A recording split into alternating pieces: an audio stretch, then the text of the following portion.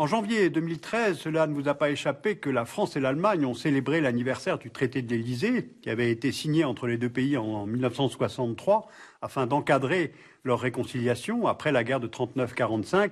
Résultat, aujourd'hui, cela semble totalement inconcevable d'imaginer que ces deux pays aient pu se faire 3 fois de suite la guerre et de façon très rapprochée. 1870, 1914, 1939. Donc j'ai pensé qu'il était peut-être utile de faire un retour sur l'histoire des relations entre les deux pays. Voici la France et l'Allemagne en Europe. La France a une superficie de 550 000 km² et l'Allemagne 357 000 km². Les deux pays ont 450 km de frontières communes. En 2013, on compte presque 66 millions d'habitants en France et presque 82 millions d'habitants en Allemagne. Avec un PIB de 2 530 milliards d'euros en 2012, l'Allemagne est la quatrième puissance économique mondiale. Le PIB de la France est un peu moins élevé, 1 938 milliards d'euros en 2012, ce qui place ce pays au 5e rang des économies mondiales. Contrairement à l'Allemagne, la France est l'un des 5 membres permanents du Conseil de sécurité des Nations Unies. C'est un statut qu'elle obtient au sortir de la guerre en 1945. Et de plus, elle est dotée de l'arme nucléaire comme les autres membres permanents du Conseil de sécurité. Eh bien, ce sont là 2 éléments de l'influence internationale dont l'Allemagne ne dispose pas.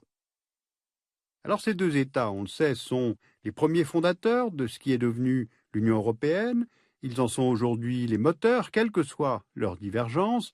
Dès lors, comment peut-on imaginer que ces 2 pays aient pu se faire 3 fois la guerre et de façon très rapprochée en 1870, en 1914 et en 1939 ?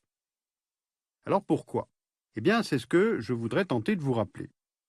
D'abord, qu'est-ce qui a conduit au conflit de 1870 ? Née sur les ruines du Saint-Empire romain germanique, la Confédération germanique en 1866 est un vaste agrégat d'États, de duchés, de principautés, et elle comprend une partie des territoires de l'Empire d'Autriche et du Royaume de Prusse. Tous ces États ont en commun la langue allemande, mais ils ne forment pas une nation unifiée. La formation de l'Allemagne comme État-nation est donc tardive et va se faire par la guerre.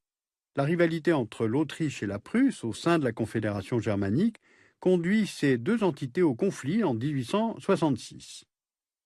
À l'issue de cette guerre, une confédération germanique du Nord est créée à l'initiative de Bismarck, chancelier du roi de Prusse. Bismarck cherche alors à poursuivre l'extension de l'influence prussienne à toutes les entités de langue allemande, ce qui inquiète les Français.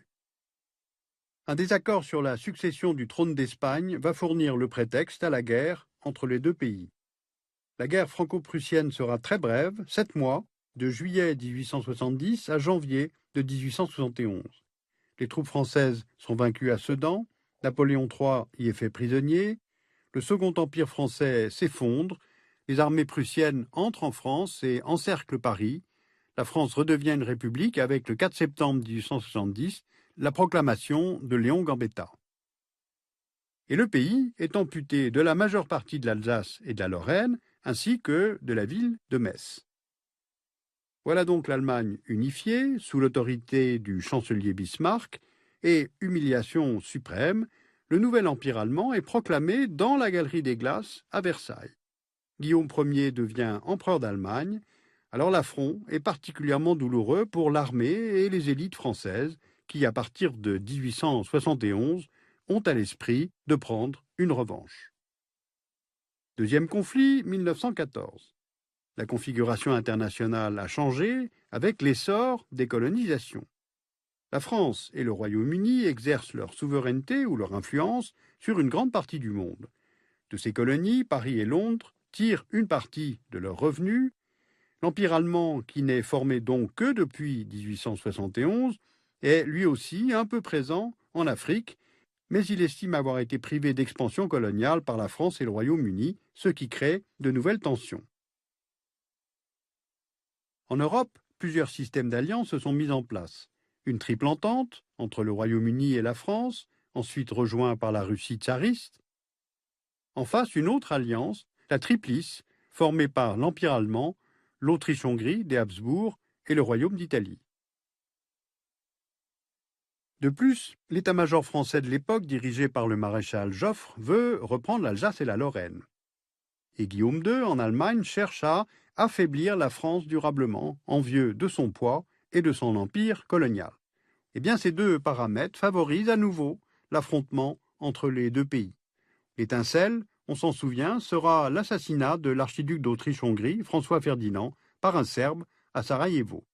La guerre va devenir mondiale, ce sera la première du genre, et elle va durer 4 ans. Au terme de cette deuxième confrontation militaire entre la France et l'Allemagne, la paix entre les deux pays est signée en 1919 lors du traité de Versailles. Les vainqueurs sont la France, le Royaume-Uni, l'Italie, qui s'est rangée du côté de la Triple Entente pendant la guerre, et les États-Unis, qui pour la première fois sont intervenus en Europe. L'Allemagne perd l'Alsace et la Lorraine au profit de la France, ainsi qu'une partie de ses territoires à l'Est, et le peuple allemand est en fait exaspéré par l'article 231 du traité de Versailles, qui le rend responsable de la guerre et le condamne à payer des réparations. Et elles sont énormes, 132 milliards de marks or, soit 2,5 fois le PIB allemand de 1913. En 1923, en raison de retard de paiement, l'Allemagne se doit d'accepter l'occupation de la rive gauche du Rhin par les troupes françaises, anglaises et belges, l'occupation de la Ruhr, qui est le premier bassin industriel de l'Europe de l'Ouest, et le bassin de la Sarre, qui est quant à lui administré par la Société des Nations. En somme, avec le traité de Versailles, les Alliés croyaient avoir gagné la guerre, sans mesurer que ces articles du traité ne faisaient en fait que fabriquer une suite à cette Première Guerre mondiale. 1919, la France est certes victorieuse, mais elle est épuisée économiquement, car le territoire français a été ravagé par la guerre et beaucoup d'infrastructures ont été détruites. L'Allemagne est vaincue, mais elle est intacte dans son industrie, car son territoire n'a pas été touché par les combats. Mais en perdant l'Alsace-Lorraine, elle perd 3/4 de sa production de minerais de fer. Et les élites et le peuple sont humiliés. Les réparations imposées par le traité de Versailles pèsent lourdement sur la République de Weimar. À la fin de la décennie, elle est endettée à hauteur de 75% de son PIB. Puis elle est frappée par la crise financière et économique mondiale, et tout cela a contribué à l'arrivée du parti nazi au pouvoir. La guerre revient donc entre les deux pays 20 ans, seulement 20 ans, après celle de 14-18. En mars 1938, l'Anschluss est réalisé, c'est-à-dire le rattachement de l'Autriche à l'Allemagne. En septembre, les Sudètes sont intégrés au territoire allemand. En mars 1939, la Bohême-Moravie devient un protectorat du Troisième Reich. Et in fine, c'est l'invasion de la Pologne en septembre 1939 qui conduit directement à la guerre. Alors si la responsabilité du premier conflit mondial fut assez partagée entre les belligérants, en revanche, les historiens estiment que l'idéologie du Parti national-socialiste et l'impérialisme de l'Allemagne hitlérienne ont été les facteurs déclenchants de la Deuxième Guerre mondiale. En mai 1940, la France est envahie par les Panzerdivisions de l'armée allemande. L'armistice est signé le 22 juin 1940 et le pays est divisé par une ligne de démarcation séparant zones occupées et zones libres. L'Allemagne nazie récupère l'Alsace-Lorraine et occupe la France pendant 5 ans. Le 8 mai 1945, près d'un an après le débarquement des troupes alliées, américaines, anglaises, canadiennes, l'Allemagne nazie capitule sans condition et la France est libérée. Après ce troisième conflit franco-allemand, les deux pays se retrouvent sur un champ de ruines. L'Allemagne a perdu 7 millions d'hommes et de femmes, civils et militaires confondus, soit 10% de la population totale d'avant-guerre. La France, de son côté, a perdu environ 600 000 hommes, soit 1,5% de la population de 1939. Après 1945, l'Allemagne est occupée par les 4 puissances victorieuses, les États-Unis, l'URSS, le Royaume-Uni et la France, et en particulier le bassin minier et industriel de la Ruhr par une autorité internationale afin d'empêcher l'Allemagne de se réarmer et de se réindustrialiser.